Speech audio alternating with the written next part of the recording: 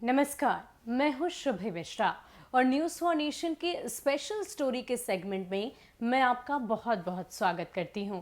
दरअसल बिहार के राजनीतिक इतिहास की बात करें तो राजनीतिक इतिहास में कई सारे ऐसे राजनेता हुए जिनकी कई सारी कहानियां आज भी हम सभी के बीच अनसुनी हैं। इतना ही नहीं, अभी भी ऐसे राजनेता हैं जो आजकल बिहार के राजनीतिक गलियारों में काफ़ी ज़्यादा चर्चा का विषय बने हुए हैं, लेकिन उनसे जुड़ी कई सारी ऐसी बातें हैं, कई सारी ऐसी कहानियां हैं जो शायद आपने कभी ना सुनी हो। इसलिए हमने सोचा कि राजनेताओं को लेकर, नेताओं को लेकर कुछ ऐसी कहानियां आपको सुनाएं जो शायद आपके लिए अनसुनी हो। सबसे पहले आज की शुरुआत हम करेंगे जाप सुप्रीमो पप्पू यादव को लेकर।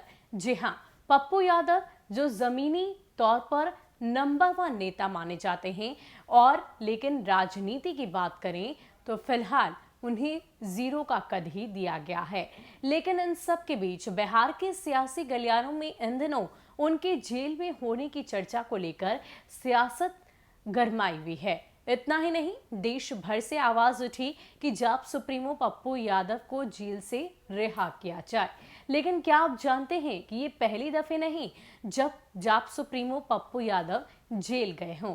जी हाँ, इससे पहले भी अपने बचपन के दौरान ही जाप सुप्रीमो पप्पू यादव जेल गए थे और उस दौरान उन्हें कई सारी परेशानियों का सामना करना पड़ा था।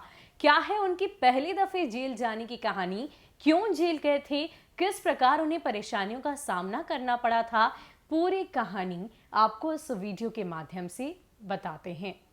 पप्पू यादव की पहली दफे जेल जाने की कहानी कुछ इस प्रकार है।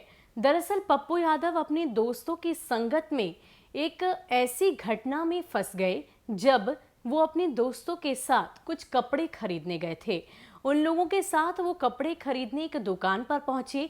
मनपसंद कपड़ा खरीदने के बाद पैसा देते समय मूल्य को लेकर झगड़ा शुरू हो गया। कपड़े की दुकान के एक कर्मचारी ने ताव में आकर मेरे एक दोस्त पर हाथ चला दिया। बस फिर क्या था, शुरू हो गई लड़ाई। जी हाँ, पप्पू यादव बताते हैं कि अब दुकान का मालिक भी पिटने लगा था। बात मालिक की हो गई तो हो हल्ला बढ़ गया और अगल बगल के दुकान मालिक भी इकट्ठा हो गए। लड़ाई और भीड़ को देखकर किसी ने पुलिस को भी फोन कर दिया तो कुछ लड़कों और दुकानदारों के बीच लड़ाई चल रही है। मैंने अपने सारे दोस्तों से वहां से निकलने के लिए कहा। मेरे सारे दोस्त एक एक कर कर चलकर निकल गए। उन्हें सुरक्षित करते हुए मैं पीछे पीछे बाहर निकलने लगा था, लेकिन इससे पहले कि मेरे कदम दुकान से बाहर निकलते कहीं से आवाज आई, ये लड़का दुकानदार को मार रहा है, भाग रहा है, पकड़ो पकड़ो। मेरे सारे दोस्त तो बाहर निकल गए थे, लेकिन दुर्भाग्य ने मेरा पीछा नहीं छोड़ा। बाहर से किसी दुकानदार ने तेजी से दुकान का शटर गिरा दिया और मैं दुकान के कर्मचारी के साथ भीतर ही बंद कर दिया गया। खजांची हाट थाने की पुलिस आ पहुंची। दुकानदारों से पूछताछ हुई। उन्होंने बात को बढ़ा चढ़ाकर बताया और स्वाभाविक था मुझे दोषी भी ठहराया गया। पुलिस की चोट से चीखते हुए मैंने बताया कि मैं जिला स्कूल का छात्र हूं और डंडे पड़े और फिर थाना का हाजत, जहां पहले 2-4 बदमाश पहले से बंद थे, वहीं मुझे भी बंद कर दिया गया।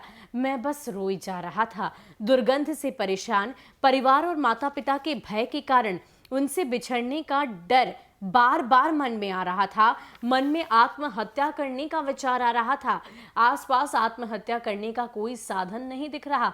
क्या पता था, जिन बदमाशों को देखने की उत्सुकता में हम दोस्त जेल के दरवाजे तक जाया करते थे, उसी जेल में मुझे बंद कर दिया जाएगा, और वो भी एक झूठे मुकदमे के तहत। दूसरे दिन मुझे पुलिस थाने से कोर्ट और कोर्ट से जेल भेज दिया गया। मन में दहशत पैदा हो गई। मौत से भी भयानक खौफ की जेल के भीतर क्या सलूक होगा मेरे साथ, मैं कभी बाहर निकल भी पाऊंगा या नहीं, मुझसे कोई मिलने आएगा भी या नहीं, घर वाले कहीं मुझे छोड़ ना दे। इसी उधेड़ बुन में वक्त गुजर गया और police jeep Purnia jail gate पर आकर रुकी। जेल गेट के भीतर कदम रखते ही आंखों में आंसू बहने शुरू हो गए थे। मासूम चेहरा, किशोरावस्था और स्कूल की ड्रेस देखते ही जेल ऑफिस में कार्यरत और बिना काम के भी मंडराते हुए कैदी और दादा बॉस टाइप लोग हमदर्दी दिखाने लगे थे। कौन हो, कहां से आए हो, क्या नाम है, क्या जात है? मैं सवालों की बौछार सुन सुनकर सुबक सुबक कर रोने लगा था। तब वे लोग मुझे ढांढस बांधने लगे, हमदर्दी दिखाने लगे। रो मत, हम लोग हैं ना, सब ठीक हो जाएगा। छोटे मोटे केस में आए हो, निकल जाओगे, यहाँ कोई दिक्कत नहीं होगी। फिर किसी ने पूछा कि आखिर तुम्हारा नाम क्या है? मैंने स्कूल का नाम बताया, राजेश रंजन। ये नाम मेरे धर्मगुरु आनंद मूर्ति जी ने रखा था। फिर किसी ने पूछा कि जात क्या है?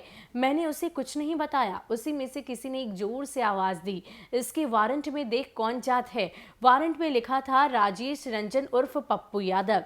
उधर से चिल्लाकर बोला, अरे ये तो यादव है रे। फिर क्या था, यादव ग्रुप के सबसे बड़े बॉस अर्जुन यादव जेल में ही बंद थे। उन्हें खबर दी गई कि किसी अच्छे यादव परिवार का लड़का जेल में आ गया है।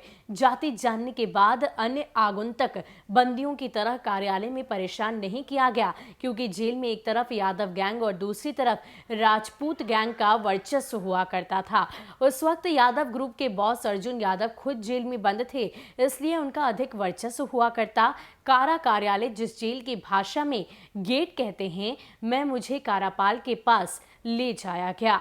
कायदे से मुझे किशोरा वार्ड में भेजा जाना था, किंतु मेरे जेलर के पास पहुंचने से पहले ही अर्जुन यादव का संदेश जेलर के पास पहुंच चुका था। मुझे किशोर वार्ड नहीं भेजकर अर्जुन यादव के पास जाने की स्वीकृति मिल गई थी, लेकिन अभी मुझे गुमटी नामक किसी जगह पर जाने का आदेश दिया गया था। फिर क्या था, यादव जी के रिश्तेदार तो मौज ही मौज। मेरे मन में समाई जेल की दहशत अब साफ तौर पर खत्म हो चुकी थी। बस अब डर तो ये था कि क्या पापा कुछ करेंगे, क्या पापा की फटकार सुननी पड़ेगी, उनकी क्या प्रतिक्रिया होगी। मैं पापा को जानता था, एक आध्यात्मिक व्यक्ति के रूप में भी और एक उच्च विद्यालय के शिक्षक के रूप में एक आदर्श, नैतिकवान और ईमानदार व्यक्ति।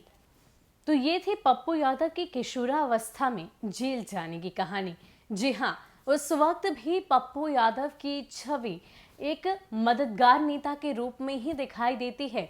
वो अपने दोस्तों को तो बचा लेते हैं, लेकिन दुर्भाग्यवश उन्हें जेल जाना पड़ता है, जो गलती उन्होंने की ही नहीं थी। हालांकि जेल से उन्हें जल्द ही छूट मिल जाती है, लेकिन भय तो इस बात का रहता है कि आखिर उनके पिताजी की क्या प्रतिक्रिया देखने को मिलेगी।